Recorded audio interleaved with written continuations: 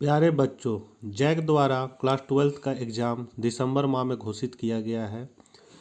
सारे प्रश्न objective type से आएंगे, इसीलिए इकोनॉमिक्स में चैप्टर बाय चैप्टर जितने भी इम्पोर्टेंट क्वेश्चन ऑब्जेक्टिव बन पा रहे हैं वो मैं इस वीडियो के माध्यम से आप लोगों को बताऊंगा। चैप्टर 1 का वीडियो बना दिए हैं, लिंक डिस्क्रिप्शन में दिया हुआ है, वहाँ से जाके आप लोग देख सकते हैं। आज हम लोग चैप्टर 2 के ऑब्जेक्टिव क्वेश्चन को देखेंगे। चैप्टर 2 थोड़ा लंबा है, इसीलिए इसको 2 पार्ट में इसका वीडियो बना रहे हैं ताकि वीडियो ज़्यादा लंबा ना हो और उबाऊपन ना हो। और किसी तरह की दिक्कत हो तो कमेंट बॉक्स में ज़रूर लिखें। और साथ ही अपने चैनल इकोनॉमिक्स प्लस पर यदि आप नए हैं तो चैनल को सब्सक्राइब कर ले, घंटी के आइकन को दबा ले और वीडियो को ज़्यादा से ज़्यादा अपने मित्रों के बीच शेयर करें ताकि वो भी इससे लाभान्वित हो सके। तो चलिए आज कुछ नया सीखते हैं। निम्न में से कौन सा कथन सही है? तो उपयोगिता का अर्थ आवश्यकता की संतुष्टि शक्ति से है। उपयोगिता इच्छा तीव्रता फलन है, तो इसका आंसर हो जाएगा उपयुक्त सभी। उपयोगिता की निम्न में कौन सी विशेषता है? तो उपयोगी मनोवैज्ञानिक धारणा व्यक्तिपरक है और विचार सापेक्षिक है, तो उपयुक्त सभी इसका आंसर होगा। उपयोगिता का गणनावाचक सिद्धांत निम्न में से किसने प्रस्तुत किया था? तो मार्शल ने। गणनावाचक मार्शल ने दिया था और क्रमवाचक J.R. हिक्स ने दिया था। उपभोक्ता व्यवहार का अध्ययन किया जाता है तो सूक्ष्म अर्थशास्त्र में किया जाता है। गोसेन का प्रथम नियम है सीमांत उपयोगिता ह्रास नियम। और निम्न में से कौन कथन सही है? तो सीमांत उपयोगिता धनात्मक है जब कुल उपयोगिता बढ़ती है। सीमांत उपयोगिता शून्य हो जाती है जब कुल उपयोगिता अधिकतम होती, और सीमांत उपयोगिता ऋणात्मक होती है जब कुल उपयोगिता घटने लगती है। तो ये है उपयुक्त सभी, इसका आंसर है। सीमांत उपयोगिता कैसे निकालते हैं? तो सीमांत उपयोगिता निकालने का ये जो फॉर्मूला है डेल्टा टी यू बटा डेल्टा क्यू, ये सही है। और दूसरा फॉर्मूला है एम यू बराबर TUN-TUN-1। ये फॉर्मूला तब लगेगा जब आपका टेबल में दिया रहेगा संख्या में 2, 4, 5 इस तरह का जब रहे तो ये फॉर्मूला। और अगर आपका TU है सो AX² प्लस BX के फॉर्म में दिया रहेगा तो हम लोग इसका डेरिवेटिव निकाल के मतलब इस फॉर्मूला के आधार पर सीमांत उपयोगिता की गणना कर सकते हैं। जब कुल उपयोगिता अधिकतम होती है तब सीमांत उपयोगिता क्या होती है? शून्य होती है। देखिए ये है, मान लीजिए आपका कुल उपयोगिता, यहाँ से ऐसे रेखा खींच देंगे, यहाँ से ऐसे, फिर ये आपका इस तरह यहाँ पर काटेगा और ये इस तरह, तो ये सीमांत उपयोगिता, ये औसत उपयोगिता। तो जब सीमांत उपयोगिता शून्य होती है तो कुल उपयोगिता यहाँ क्या होती है? अधिकतम होती है। तो ये हुआ। सम सीमांत उपयोगिता नियम के विचार के मूल प्रतिपादक कौन है? तो गोसेन है। कीमत या बजट रेखा ढाल होता है तो -PX बटा PY। तो कीमत या बजट रेखा का ढाल इस तरह होता है, कीमत रेखा का ढाल, तो ये होता है -PX बटा PY। उदासीन वक्र होता है तो मूल बिंदु की उन्नतोदर, देखिए इस तरह का उदासीन वक्र है, ये मूल बिंदु, ये हुआ आपका मूल बिंदु, इसकी ओर उन्नतोदर है। उपयोगिता का संबंध होता है तो इनमें से सभी। उपयोगिता की माप की जा सकती है तो मुद्रा के द्वारा की जा सकती है। ऐसे उपयोगिता की माप यूटिल द्वारा मापी जाती है, यूटिल। समसीमांत उपयोगिता नियम को कहा जाता है तो प्रतिस्थापन का नियम। तटस्थता वक्र का झुकाव होता है बाएं से दाएं। किसी वस्तु में मानवीय आवश्यकता की पूर्ति की क्षमता को क्या कहते हैं? उपयोगिता। एक वस्तु की सभी इकाइयों से प्राप्त होने वाली उपयोगिता के योग को क्या कहते हैं? तो एक वस्तु की सभी इकाइयों से प्राप्त होने वाली उपयोगिता के योग को हम लोग कुल उपयोगिता कहते हैं, TU। TU बराबर होता है सिग्मा MU। उपयोगिता का क्रमवाचक सिद्धांत किसने दिया? तो क्रमवाचक हिक्स एवं एलन ने दिया। और गणनावाचक का सिद्धांत मार्शल ने दिया था। सीमांत उपयोगिता ह्रास नियम के प्रतिपादक है गोसेन। उपभोक्ता का संतुलन उस बिंदु पर होता है जब, तो यहाँ पर मार्शल के अनुसार ये है मूल्य की रेखा OP और ये है आपका सीमांत उपयोगिता रेखा। जहाँ ये कटेगा मतलब बराबर होगा, यहीं पर उपभोक्ता संतुलन में होगा, मतलब वह वस्तु का OP मूल्य देगा, OM मात्रा क्रय करेगा तो वो संतुलन में होगा। तो ये वाला ए आपका सही है, सीमांत उपयोगिता बराबर मूल्य, मतलब ये हुआ आपका सीमांत उपयोगिता और ये हुआ मूल्य, यहाँ आपका बराबर हो रहा है। मांग का संबंध होता है तो उपयुक्त सभी। मांग वक्र का समांतर ढाल होता है तो बाएं से दाएं नीचे की ओर। किस प्रकार की वस्तुओं के मूल्य में कमी होने से मांग में वृद्धि नहीं होती? तो अनिवार्य वस्तुएं। मांग को प्रभावित करने वाले तत्व निम्नलिखित में कौन से हैं? तो उपयुक्त सभी हैं। ऐसी वस्तुएं जिनका एक दूसरे के बदले प्रयोग किया जाता है कहलाती है स्थानापन्न वस्तुएं, मतलब एक के जगह दूसरा, मतलब अगर आपको लाइफ बॉय साबुन नहीं मिल रहा है तो आप ब्रिज साबुन से नहा लिए, तो ये हुआ स्थानापन्न वस्तुएं। मांग का नियम है गुणात्मक कथन। मांग फलन को निम्नलिखित में कौन सा समीकरण व्यक्त करता है? तो डी बराबर फंक्शन ऑफ पी, मतलब यहाँ डी हो गया आपका आश्रित चर, एफ है सो संबंध को बताता और पी हो गया आपका मूल्य, तो मतलब मांग मूल्य पर निर्भर कर रहा है। सारे इंपॉर्टेंट क्वेश्चन चैप्टर 2 में है, सारे इस वीडियो के माध्यम से बता रहा हूँ। आप लोग ध्यान से इसको नोट भी कर सकते हैं या सुन के याद भी कर सकते हैं।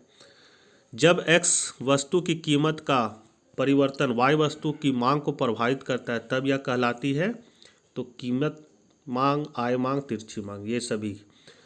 सामान्य वस्तुओं के लिए मांग का नियम वस्तु की कीमत एवं वस्तु की मांग के बीच व्यक्त करता है तो विपरीत संबंध को, मतलब जब वस्तु की कीमत बढ़ेगी तो मांग क्या होगी? घटेगी, और वस्तु की कीमत घटेगी तो मांग बढ़ेगी, मतलब दोनों में विपरीत संबंध होता है।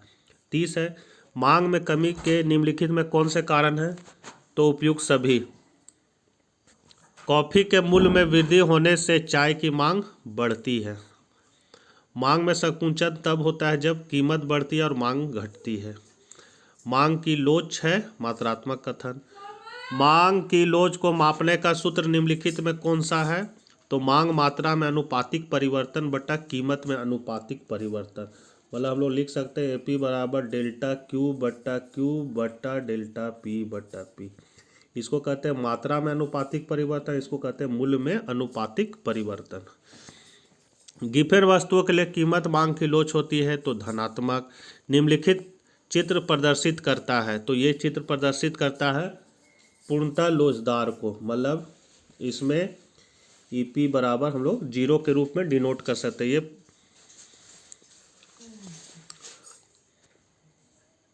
इकाई से कम मांग की लोच को निम्नलिखित में कौन व्यक्त करता है? तो आवश्यक वस्तुएं। मांग की लोच का माप निम्नलिखित में किस विधि से किया जाता है? तो कुल व्यय प्रणाली मार्शल द्वारा दिया गया था, प्रतिशत या अनुपातिक रीति है सो फ्लक्स द्वारा दिया गया था, बिंदु रीति है सो KE बोल्डिंग द्वारा दिया गया था। तो मांग की लोच की माप उपयुक्त सभी के द्वारा की जाती है। सापेक्ष लोचदार मांग को व्यक्त करता है डेल्टा क्यू बटा Q greater than delta P बटा पी। तो यहाँ पर P1 है आपका 5 और P2 है आपका 4, उसी तरह Q1 है आपका 10 और Q2 है आपका 15। तो हम लोग डेल्टा P पहले निकालेंगे, तो डेल्टा P होता है P2 माइनस P1 बराबर हो जाएगा 4 माइनस 5 का, P2 आपका 4 है और P1 है 5, तो 4 माइनस 5 बराबर -1 हो गया। उसी तरह डेल्टा Q निकालेंगे तो Q2 माइनस Q1, तो हो जाएगा मेरा 15 माइनस 10 बराबर हो जाएगा 5। अब हम लोग मांग की लोच का फॉर्मूला होता है डेल्टा Q बटा Q गुना P बटा डेल्टा P, इसमें बैठा देंगे तो 5 बटा 10 गुना 5 बटा -1। अब 5 दूनी 10 हो गया और 2 से 5 को 2 को इससे गुना कर देंगे तो आपका हो जाएगा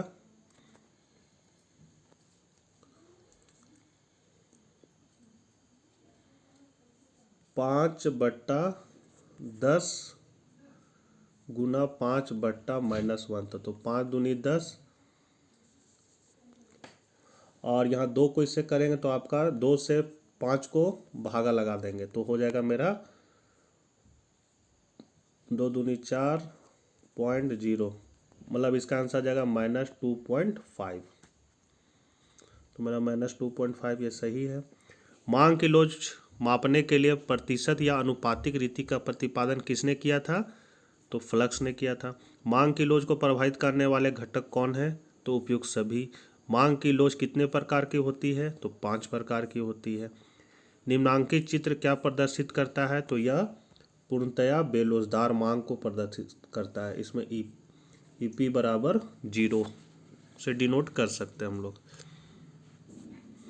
आवश्यक वस्तुओं मांग की लोच होती है 0। मांग की कीमत लोच से अभिप्राय है कीमत में परिवर्तन के कारण मांग में परिवर्तन। अब है रिक्त स्थानों की पूर्ति करें। जो हरा देख रहे हैं वो मतलब खाली जगह था, तो हम इसमें आंसर भर दिए हैं। उपयोगिता का अर्थ है इच्छा संतुष्टि की शक्ति होना। कुल उपयोगिता सीमांत उपयोगिता योग होती है। जब सीमांत उपयोगिता 0 होती है तब कुल उपयोगिता अधिकतम होती है। सीमांत उपयोगिता वक्र मांग वक्र भी होता है। पूर्ण तृप्ति बिंदु पर सीमांत उपयोगिता 0 होती है। उपभोक्ता का संतुलन वह स्थिति जब कुल उपयोगिता अधिकतम होती है। उदासीन वक्र मूल बिंदु की ओर उन्नतोत्तर होता है। उपभोक्ता का संतुलन वह स्थिति होता है जब कुल उपयोगिता होती है। कीमत एवं मांगी गई मात्रा से संबंधित तालिका मांग सारणी कहलाती है। और मांग वक्र बाएं से दाएं गिरते ढाल वाला होता है। अब है सत्य असत्य वाला अगर आ गया क्वेश्चन तो पहला है कुल उपयोगिता सदैव बढ़ती है, असत्य। क्या कि कुल उपयोगिता बढ़ती है फिर घटते दर से बढ़ती फिर घटने लगती है, इसलिए केवल बढ़ती नहीं है, तो असत्य हुआ। उपभोग के बढ़ने पर सीमांत उपयोगिता घटती है, सत्य। MU बराबर TU माइनस TUN, ये क्या है? असत्य है। क्या कि MU बराबर आपका फॉर्मूला होता है TUN माइनस TUN माइनस 1, तो इस तरह तो नहीं है, इसलिए ये गलत है। जब सीमांत उपयोगिता ऋणात्मक होती तो TU 0 होती, असत्य। TU बराबर सिग्मा MU, सत्य है। उदासीन वक्र बाएं से दाएं ऊपर चढ़ता है, असत्य है। संतुलन बिंदु पर उदासीन वक्र कीमत रेखा को स्पर्श करता है, सत्य है। कुल उपयोगिता अधिकतम होती जब सीमांत उपयोगिता 0 हो जाती, सत्य है।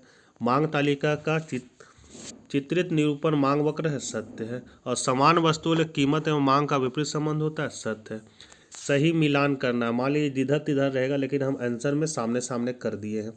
तो पूर्ण संतुष्टि बिंदु कुल उपयोगिता अधिकतम। उपयोगिता विश्लेषण गणनावाचक दृष्टिकोण। उदासीनता वक्र विश्लेषण क्रमवाचक दृष्टिकोण है ये। कुल उपयोगिता सीमांत उपयोगिता का योग होता है। और तिरछी या आड़ी मांग वक्र अपरिवर्तित होती है। व्युत्पन्न मांग स्कूटर और पेट्रोल